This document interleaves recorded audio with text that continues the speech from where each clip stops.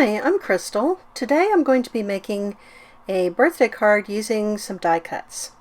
So I'm using a set from Tim Holtz called Artsy Leaves. And can I just say the two-part leaves are a lot of work? So I started out by die cutting a bunch of leftovers and scrap paper, and I found the small dies definitely needed a layer of wax paper between the die and the paper being cut. That really helps those small pieces come out of the die. So I matched up the two layers, and then I used matte gel to attach them together. It was much easier than trying to put some glue on the back of those tiny pieces.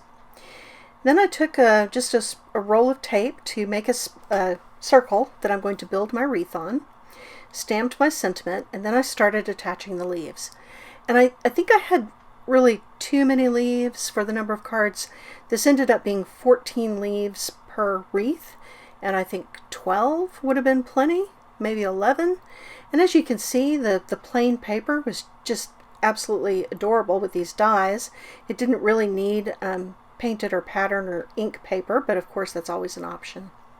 So after I had attached all the leaves into a wreath shape, or best I could, into that circle, we'll review what those look like. I did make a bunch because I like to have a lot of chances. I always manage to mess something up, so I need to have many opportunities. So there are my die cuts attached, and I'm going to add a little deliberate spatter, and I'm going to use brown, white, and gold.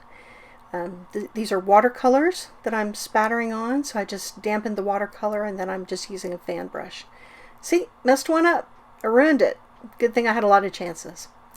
Next, I'm going to apply some gold watercolor to the edge of the card.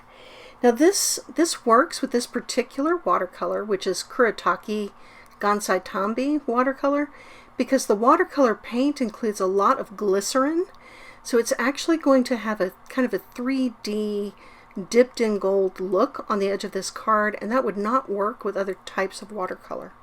Now if you don't have this particular type of watercolor, there are many other ways to get this look, and I'm going to list them in the description box below.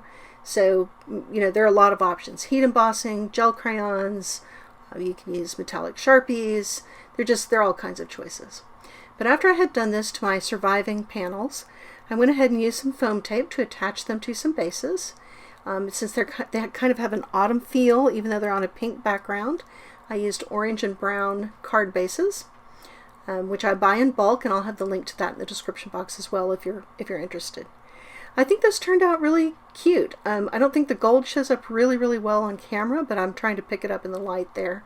But the edges have a really 3D gold dipped look, and I've got that metallic spatter as well. So I had a lot of fun doing this. I hope that you enjoyed seeing the process, and thank you for joining me today.